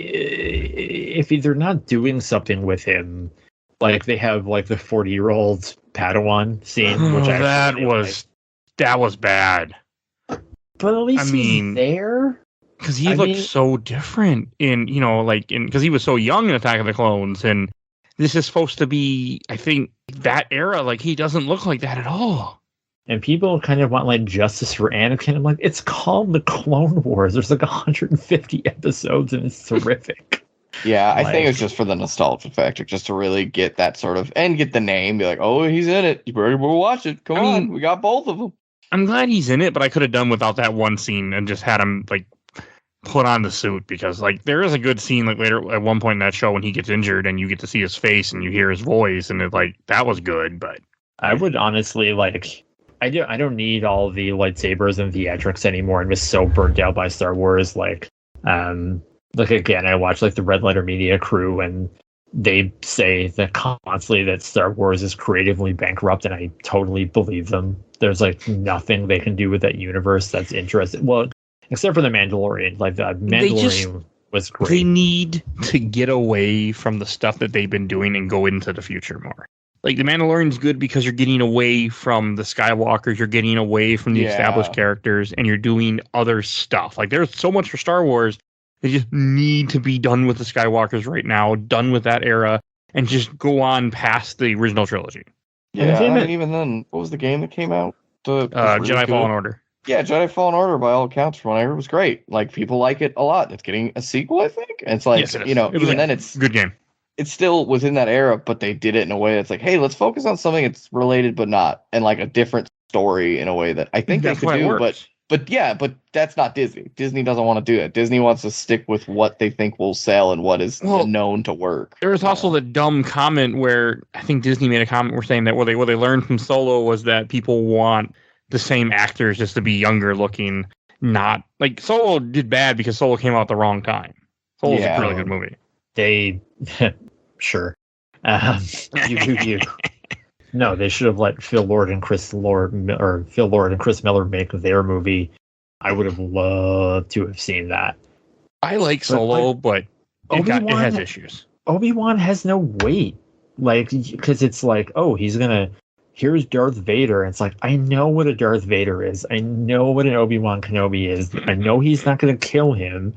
He's not, and like, there's so many instances where he could have in this series, but like, he's not going to, because we already know where this ends up, so it's like it's not like, oh my god, I'm so tense. Is he gonna make it? Like this thing is like There's no stake. Yeah, at least that's for me. But there is like I did like some of the resolution, but I don't know. I would have rather just seen some series where it's just like Darth Vader and Obi-Wan Kenobi get stuck somewhere in something that dampens their force powers, and they're just forced to sit down and like have a conversation, and just like that would have been cool. I would rather see that than them just banging lightsabers again. I don't know, something or just Obi-Wan Kenobi living his life. I don't need to have this like the second they started that adventure, I was like, all of this wouldn't have started if this guy would have just hired like Boba Fett to go do this. Okay, I really enjoyed it, but you aren't wrong. I did really like it. It's just like, oh, I can't have anyone else do this. I'm like, yeah, there's plenty of people. They're called bounty hunters. Like, I get it, though, because he didn't want people to know. Oh, and one other show I've been watching, I don't know if you two have, is, I'm assuming maybe you have, Stranger Things Season 4 finally dropped. Oh, yes. I did actually watch. I binged that over like 3 days, and I liked it, surprisingly. It's good. I don't know. I didn't have a lot of hype to watch it, and then it came out, and it was just in spheres of social media, and I was like, all right, fine, I'm curious enough, and I started it, and I didn't want to stop, and I enjoyed it. My wife loves Stranger Things. Like, we have almost the complete set of Funko Pops for Stranger Things. We're missing some from Season 3 and Season 4 now, but she just loves Stranger Things a lot. And, I mean, it's been 3 years since we got Season 3? Because, 2019. Yeah, that is comical and enjoyable. God, they all do look old at certain points. And I mean, they skip years. Like, I think they skip time between 2 and 3 and 3 and 4, like, for the show. Yeah, I don't mind it as much, but I do see some people really dragging them for like, these kids don't look like high schoolers. I'm like, it's fine, don't worry about it. I thought they looked like high schoolers. I think some of them do more than others. I think out of all of them that don't the most, it's the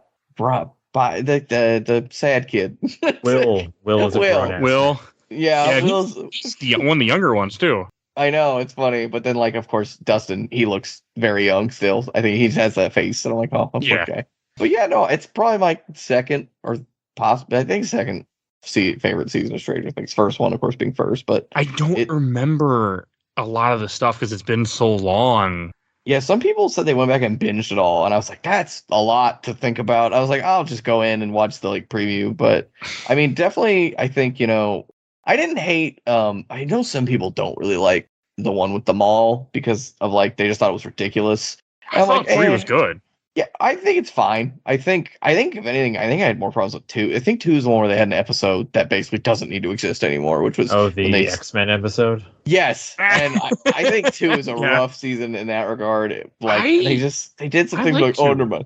I think it's fine. I think it's my least favorite of them. I think 3 though. I think some people just really didn't like 3, and like there's like a lot of comedy, and they did that really weird thing with Russians under a mall, and I'm like, okay, it's kind of fair. I see a lot of nostalgia bait. Yeah, I think that's kind of they were really pushing some of that. And I think some people don't people didn't like 3, but they liked this one. That baffles me because I'm the opposite. Like I watched this, and my roommate and we just like I had to turn it off at points. Because I'm just like, well, these are just too long, and there's like I think that I watched the Honest trailer, and it's funny because they're just like, join our heroes, Mike and Will and Eleven and Gildorf and this dragon, because it's just like there's so many people, and like this Bong that became a human. There's just like so much stuff going on, and the episodes are so long. God, they were too. I mean, they were long. Like a lot of people need to die in this show. I think the last season is gonna be brutal. I really believe that we're gonna lose almost all the characters next season. I feel bad for Millie Bobby Brown. Like she's such a good actor, and all she has to do in this is cry. Like that's just it. Is cry. Yeah, but she's getting so famous because of this. Like once it's done, she'll be able to get a lot of parts in the future because of this show. I mean, she's already getting parts. I mean, she was in Godzilla vs. Kong. She has. Oh yeah, I mean, but she'll get even like more because like this show is going to be in the zeitgeist for. I mean, especially when it finishes, I guarantee you this will be a thing that will really live on for a while, I feel. Well, I mean, it's kind of like Game of Thrones. I remember like listening to a Kevin Smith podcast and like when Game of Thrones was big, he was like, man, I've been to Hollywood offices where it's like, we have to get any number of these people, but I don't think that worked. Because like, how often do you see any of those Game of Thrones actors and things now? And I don't know. I think she's going to have a future. I don't know about any of the rest of these people. No, I think maybe her. I agree with you. I don't think I think Finn or Mike will have a future, but the rest, maybe, I don't know. Probably not. Dustin, maybe. Well, Finn's been in a few things. The guy who plays Mike, he was in Ghostbusters Afterlife, which I like that movie. But yeah, I mean, I don't know. I thought it was fine, and I enjoyed it enough that, like, I just, by the end, I was like, yeah, I'm ready to see where this goes and see it all finale. I think in terms of there being a lot of characters, it's just, I definitely don't think it's wrong. I think, like, I've seen some people say, like, the stuff with the Byers brothers and the other guy, like, it's just completely ridiculous. They're like, this could not have been in this, and it would have been better. And I'm like, yeah, I guess. I can see where you're coming from a little bit, because that's just a whole arc. That's just a lot going on. That it's just taking it more time and padding it more in a way that I think isn't as satisfying as the other two arcs. In like kind of the break, like the episode before the break, like those characters weren't in the entire episode. Yeah, you're right. Because like they have nothing to do, and it's just like everyone's trying to accomplish something, but it's just taking way too long. And I guess like Netflix is like, this is all we own. Like, we don't have Star Wars movies anymore. We don't have Marvel stuff anymore. Like, we have this, so it's like, do whatever you want. But they really needed to be reined in just a little bit. I will be curious to see how this ends in 2 years and what they decide to do. Because even Millie Bobby Brown, she was like, yeah, I think they should have killed off more people. And I'm like, damn, this girl's not holding back. But man, also they're going to. Yeah. They made a comment that get ready for heartbreak with season 5. Like, they made that comment not too long before 4 was done. Here's my hot take: the one character they killed off, I think, was the most pointless. His death, I don't think needed to happen at all. I don't think it didn't do anything. Like, there was never like, oh no, we need more time, and then he did it. It's like, no, he's just like, I gotta do this, and then I was like, this is bullshit. I disagree. And his reasoning was like, I don't want to spoil it, but it's just like, but you had every reason to do that. Like, no one's judging you for what you did. Like, it's like in the first, I don't want to spoil it because people are watching and it's still new, but like, yeah, if a girl is flying in the air and she has bonitis, like, you're not going to stay around and be like, look, she went in the air and got bonitis and crashed down. This wasn't me, all right? I'm cool, dog. But no, I want to hear, I'm curious, what was the reason that you got that his choice was important? Because he couldn't go back to regular life. He's a wanted man for murder, multiple murders. I mean, there's no coming back from that. Yeah, but you can't prove you're innocent. What are you going to say? Well, a demon did it on the other side. Okay, sure. We're going to put you into a little cell. But a demon did it on the other side in the upside down world. It wasn't me.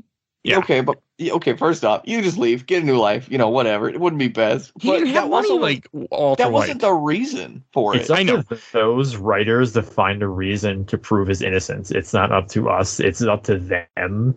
Because, like, his thing was like, I'd always run away, but it's like, yeah, but I would too. Yeah, everyone would. Like, you're not going to stay there and be like, I have to take my punishment when it's like in the 80s and there's satanic panic. Like, it just was pointless. Like, kill off the human bong. Like, why do we need like essentially like Bulk and Skull from Power Rangers as one character? Like, I did love that character. I think I don't know. I wouldn't be surprised if I'm biased. I'm not like, yeah, he needs to stay around forever. But I'm like, you know what? You're good. You just keep doing what you're doing, and I'll enjoy your presence for this. But yeah, the second he was on screen, I was like, he's not gonna make it, and I was fucking right. And it makes me mad. Anyway, but yeah, that's my. Besides that, I like it. I mean, have you been seeing the rumors about or the theories about what they're gonna do with next season with him, like that they might bring him back somehow, even if it doesn't make sense? I don't know. I'm more. They can bring him back in different ways because he died there. So yeah, exactly. So I'm like, we'll see. They can find a way. Yeah, I did. I mean, I was bummed out about the character he interacts with early on with Bonitis. Yeah, no, she dies really quick, so it's fine to mention. Yeah. First episode. The writers mentioned, they're like, yeah, we wrote it, and then we saw them interacting when we were recording it, and we're like, oh no, they're really good. Whoops. Oh well. Gotta keep moving. You can't. I know they couldn't, of course, but like, yeah, they had really great chemistry. They were really fun to watch, and I was like, oh, this sucks. Oh well. Keep on trucking. I'm actually going to go back and watch the first season. My plan is to do it this year for Spooktober to review the first season. I haven't seen it in so long. I think that'd be really good because I think might do that this around that same time just because I think it's a good time to watch it. And I haven't seen it in a long time. So you want to watch Man vs. Bee? No, just me. All right. Yeah, Rowan Atkinson, Man vs. Bee. That's a thing. I know what it is. Yeah, but, it's exactly what you think it is. my Netflix comedy jam is I Think You Should Leave with Tim Robinson, which is I don't know if it's for everyone, but it's like a sketch comedy show that I got turned on to by Half in the Bag. And I watched some of it and I was like, I don't know if this is funny, but then I keep seeing memes on Twitter and I was like, oh my God, that is so funny. Yeah. It's hard to describe. You just have to watch it. I mean, that's why I watched Man vs. Bee, was for the memes. It was for other podcasts that I listen to and just kind of talking about it and how ridiculous it is that exists and that Rowan Atkinson is a person, and then he goes off talking about woke culture and comedy. And it was like, Rowan, I don't really think I would need it that. No one's asking you, Rowan, but all right, thanks. It's like, do we really need the opinions of a guy who did like Mr. Bean? Like, Mr. Bean was funny without ever needing to comment on like the trans community. Like, so yeah.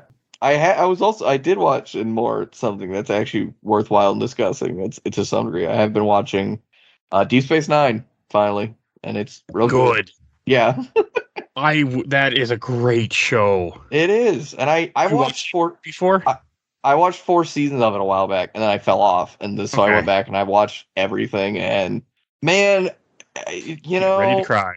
I've enjoyed I've enjoyed every episode. I think at least a little bit, except one Ferengi episode that it hit a point where I was like, I can't keep watching this. This is aged horribly and it's not well. Are you talking about the stuff when they go to Frengnar and about like the women and stuff? So there's that. What I think is kind of at the time, it's not written well, but I think they were kind of trying to do something that was like, this is how things used to be, and it's at least it's not like this anymore. But yeah, it's a Ferengi episode, but it's even worse. It's ones where they're where the Ferengi leader gets overthrown, and they go, oh, we need to come up with a plan, and then they take the one Ferengi character and surgically change his gender.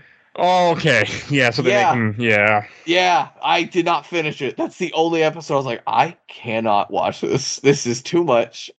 I don't think it was done to be disrespectful, but I completely understand. I don't think it was done well. As I was going, I was like, oh, this is just painful, even for the time. Like, there was no part of me. I was like, I can, yeah. At least the other episodes, I'm like, well, yeah, whatever. But yeah, I mean, like, there's just the one-off episodes are bangers. There's one where a character, a Morn, who's I read on the internet, it's a reverse for Norm, which is probably a reference to that. Oh, Cheers reference. Yeah, I didn't. Yeah, I thought that was neat. I was like, oh, good. Did you get to the episode that who mourns for Morn? Yes, and I saw that. And I was like, no, if they kill off Morn, I'm done. Don't do this to my boy. And that was a really fun episode. Like, I watched the whole thing, and it was just kind of wacky fun. And I think Deep Space Nine just is so great for what it is. Joke, it's just not a real never goes away either. They're like, man, Morn just won't shut up. He doesn't have one line the entire show. I know. But I actually just finished the second to last season where they, big spoiler, just gonna throw it out even though it's been many years, they killed off Jadzia, and that bothers me, but it was her choice. She didn't want to do it anymore. I did not know that. That's fair. The actress was like, I'm done. That's so sad because they had one more season, but I mean, to be fair, I will say I think they do her and Nerys's characters kind of dirty with writing. Nerys, it's about being, yeah, she gets better, but then she gets duller. She becomes just a woman character with, oh, I'm all about my partner. And I think now that it's about, oh man, I'm a war refugee fighter survivor. Like, those are all of her stories. And so I was kind of sad. And Jadzia, they did it a lot where it's like I think a good like fifth of her episodes are about her being in love with somebody.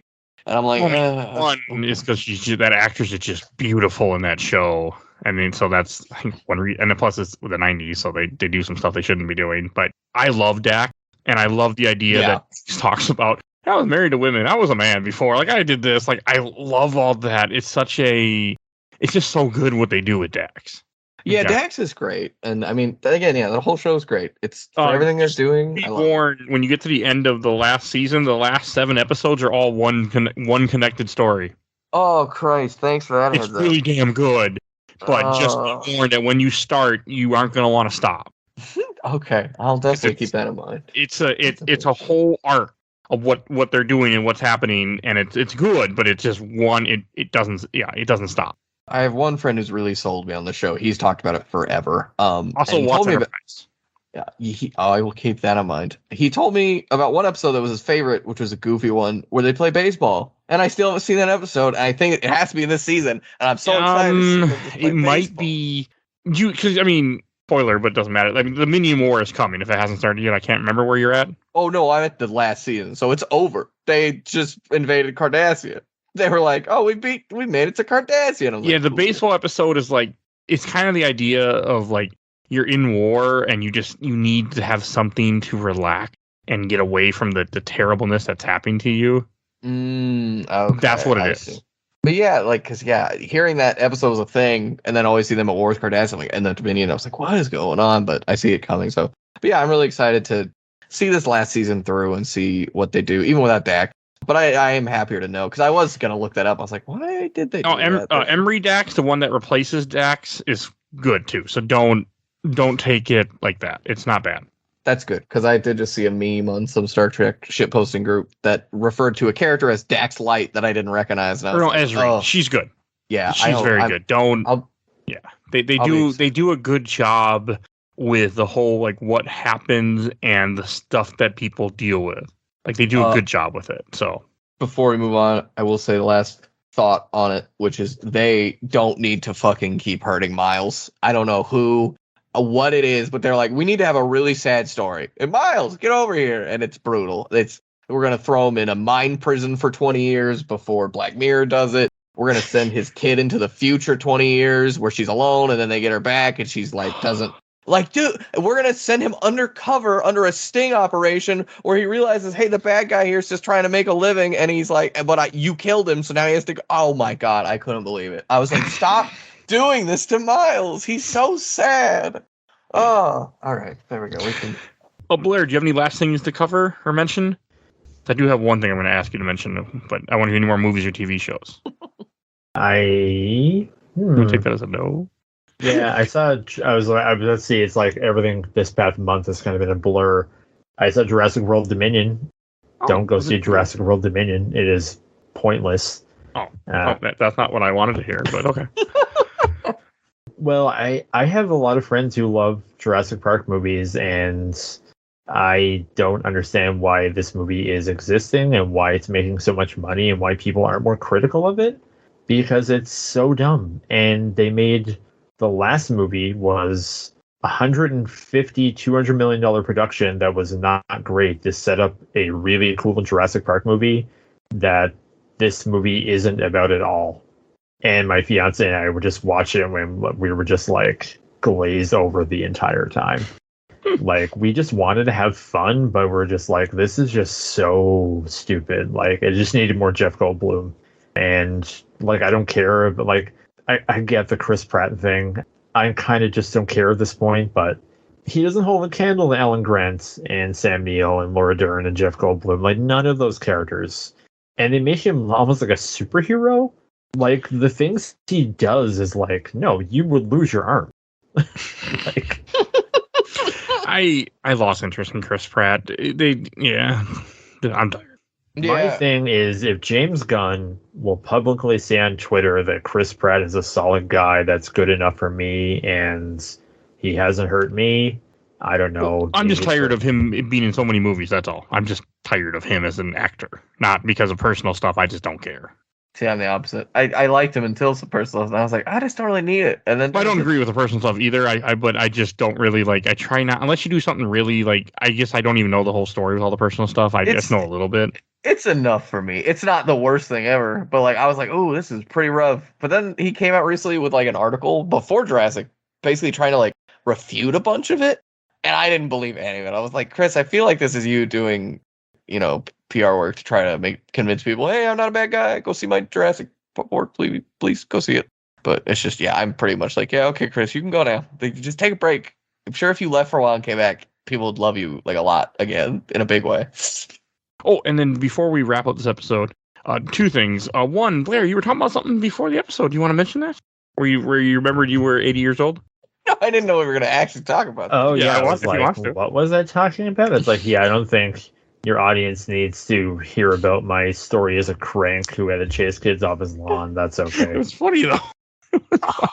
It is kind of funny to tell it humorously, but at the same time, this past week, and I don't mean to bring everything down after what has been a joyous 2 hours where I'm kind of just like, I'm really sad that I'm at the point of my life where I'm just that much of a crank to just a bunch of kids, but I'm just like, man, I'm trying to watch a movie for Mike's show, and you're like killing it. People screaming outside for no. I mean, I don't care. Like, even when I was a kid, I try not to disturb other people. That's just being an ass. That's not being a kid. It's funny how you brought up the power washing simulator, because there was a guy who lives next door to us, and his house is kind of like right next to my window. It was a really hot summer day, and he must have been power washing 2 pieces of wood for 2.5 hours. And I was like, I'm surprised whatever wood he has even exists anymore. It's so dirty. He has it on the lowest setting. He's taking his time. He's figured out the long game. Before Mike was like, yeah, I just try to make games really last these days. He's doing it with power wash. He's like, lowest setting. Just put on, get a nice tall glass of tea and just power wash this wood for 2 hours. Yeah, because it should gone. My experience with power washing is I worked when I was in university. I would go to university in the city here in Newfoundland, and then I would go back to my parents' house. It was kind of like the Dursley situation in Harry Potter, where it's I really want to be back in Hogwarts, but I have to go back and live in the cupboard. So I would get crappy summer jobs, just cleaning, mowing grass around town and cleaning stuff. And one day I had to power wash a boardwalk. I didn't have your problem. I think we were just hooked up to a hose, but I just remember spring and a bunch of tiny spiders just started chasing me. I'm just I gotta get the hell out of here. I'm these spiders are gonna kill me. They specifically are targeting me right now.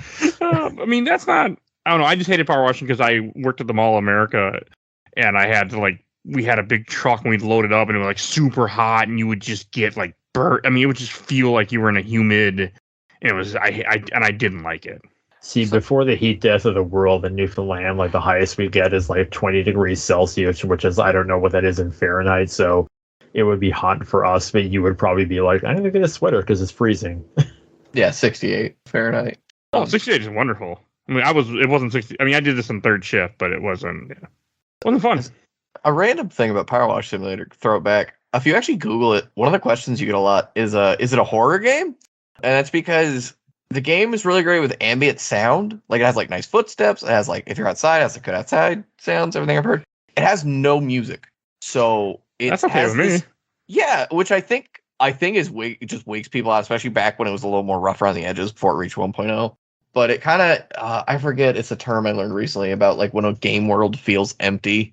You're walking around a space and you're just wow, it feels like there's nothing here, but there should be in terms of NPCs or something like Mario 64 is going. It kind of has that feeling of you're just you're alone. You don't ever see anybody, I think, unless you do multiplayer, which it does have, which is cool. But all you do is you get a pad and you get little text messages being hey, you gotta go clean the carnival. You go to the carnival, it's just empty. It's an empty, dirty carnival. And you clean it for 3 hours with no music, just sound. And you're I think it hits a point where people is something going to jump out at me? What's happening here? I like the idea, of just. I think if you listen to podcasts or something, right? Yeah, this would be the game for that. Yes. You put on a podcast and do this, and you would be set for hours. I was thinking the exact same thing. It's I can see the Mike Albertin Steam review is as someone who never listens to music during a game, listens to music from a game, 10 out of 10. I mean, there are so many games that I have done on this show where I do not play anything with sound. I mean, I'm bringing up anything. Oh, and last thing I want to mention before we wrap up this episode, I went to Milwaukee, Wisconsin over the previous weekend. Kind of spontaneous, I mean, I went for a bad reason because, well, my dad had cancer for the 4th time, so that's why I was going over to see him but it was good. Like, it was good to be back, and I went and did I went to the zoo and went to the museum, and I hate Milwaukee, I found out, because I don't like, I live in Minnesota, and people in Minnesota drive a certain way. And when I was back in Milwaukee, I realized people do not drive the way that they drive in. They're not nice. I'm not used to it. The people in Minnesota, they be driving like this. People in Milwaukee, they be driving like this. Is not real. It's just there as a suggestion, as they put it. And people I talked to, my friend, like, it's just a suggestion. Doesn't mean you have to follow it. I'm like, I only drive 5 over the speed limit. I don't go faster. And everyone's going like 10 over, 15 over around me, and I'm like, but I can't do that. God, you should come here where it's just like, oh, if you drive a truck, the rules of the road don't apply to you. Oh my That's here too. That's here, but with bikes in Portland. If you got to ride a bike, you get whatever you want. You're like, excuse me, coming through. I was like turning a corner at a right where it was a red light, but I, had the right of way because there's no one coming. And a biker like came up and I almost crushed him. And I was like, what are you doing? He like, oh, looked at me. And they kept going. I was like, why all right, sure, friend. You go right ahead, buddy. He's smaller. He got the right of way. It's true. Yeah, that's my bad. Sorry. Whoops. I'm like midterm. You're like, excuse me, gotta get in here. Me and my bike rights. Excuse me. But it was fun. Yeah. Like, I got to go to the museum the Milwaukee County Museum. And I used to go there a ton as a kid, and I got to do something really stupid. So anyone that's from Milwaukee, listen to this. At the museum, there's a little thing to turn on, like this little snake that you can make it wag its tail. This little rattler snake in this one display. There's no sign. There's no mention of it. But I knew this, and I got and I went over and I did it because I always do it. And some little kid saw me and was like, "Oh!" and they went and did it too. And I'm like, and I felt so good that I went and showed some like 8-year-old kid about this thing that was there when I was a kid. It was a really small feeling, but it made me feel. And I told the woman, like, I was here as a kid. I don't know why. I'm just like, it was a weird little thing.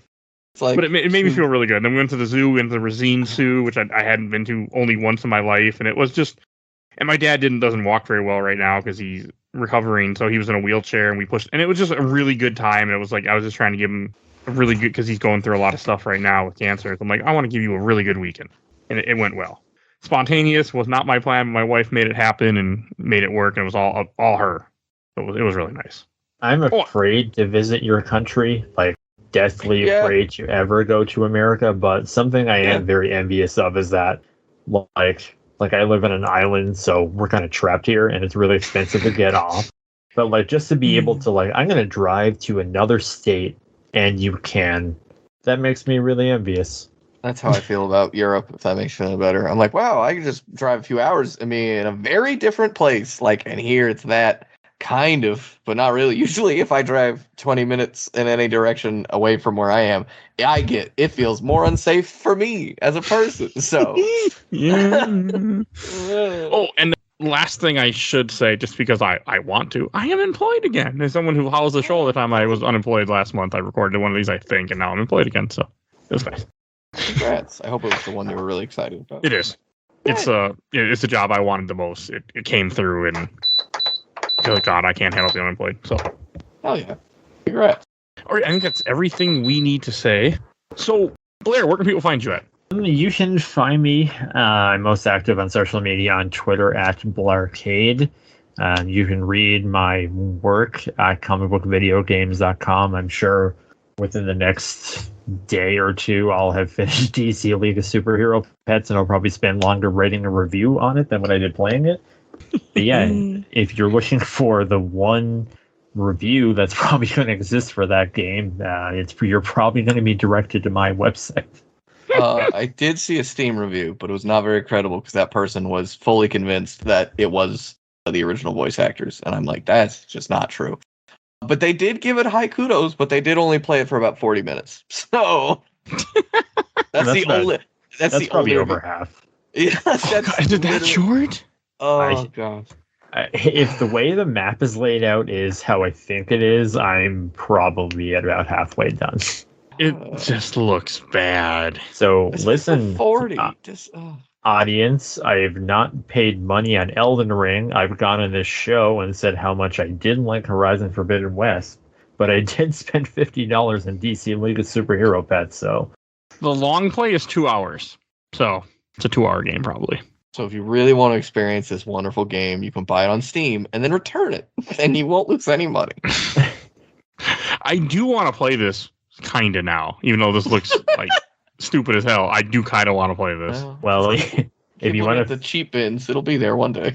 If you want to record like a 30-minute show some year, you know who to get for it. Yes. I mean, yeah, it's not like it's all we could talk about. It was 30 minutes because there doesn't look to be much of this game. God, this should not have been a full price game. My favorite thing so far is I used to read Wizard magazine with my brother back in the day, and one of our favorite sections was this thing called Mort of the Month, where they would just have like the top 10 superheroes and then like one character who was just like the worst character ever. And one of them was a Green Lantern named Chip, who is a squirrel. Chip is in this game. Oh my god. He is a support character who is in this game. And also, the Wonder Woman game is not out yet. And Crypto the Superdog and Ace the Bat Hound have beat Diana of Themyscira in having a starring role in a video game. Okay, that's a good one. All right, I need to wrap this up. So if you enjoyed this episode, we have over 350 other episodes of this podcast. If you can't find what you're looking for on Spotify or iTunes, please go to Podbean. Everything is on Podbean. You can find our whole catalog, so please go do that. And we have a Patreon for Little Dot. You can go vote in our Patreon poll. Right now, it's Marvel vs. DC. You can vote for Shazam, Blade Trinity, Aquaman, or Shazam. You can choose which one we're going to cover. Let's say Shazam twice. Shang-Chi, what I meant to say at one point. There you go. You got it that time. Okay, I'm tired. And want to give a shout out to my awesome intro and outro, courtesy of Helena at Hell Has Fury. Follow her on TikTok, please. She's awesome. She made our music. And want to give a shout out to my buddy Bill Tucker, who did the MCU movies with me. He's on the show quite often. Started his own podcast, A Gamer Looks at 40, which is very much he interviews people and kind of talks about their games and what games mean to them in different events. And it's a very good podcast. It's much different, better. I think it's much better produced than what this one is, because this is just, I get guys together and we talk. He puts music in, he edits, he cuts out. We'll do a 1 hour interview, and he'll take that 1 hour episode, cut it in the piece with other people's interviews, and make like 5 episodes where I'm on it. So like he does incredible work. Check him out. And please follow us on Facebook, Instagram, Twitter, and on YouTube, audio only, but we are on YouTube. And I think that's everything I need to say. So we will see you guys all next time. Bye, everybody. Bye. Bye.